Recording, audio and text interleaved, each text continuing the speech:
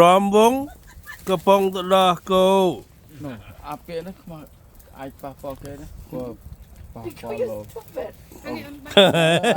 អូនស្រី រំវងកំពុងទៅដោះគោនៅលោបូមេម៉ាយ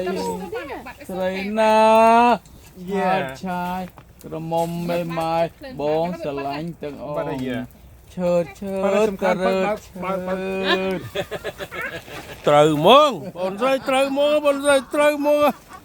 ឲ្យចន្ទថនឥឡូវបត់នេះសូមផ្ញើទៅចន្ទថន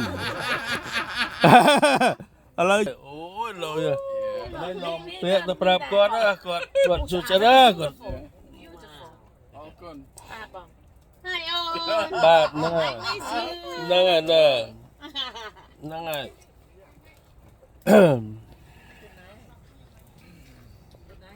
គាត់ បើយើងដូចយើងចង់មួយទៀត បានទៅរីយើងអាចទៅរីខ្ញុំកាត់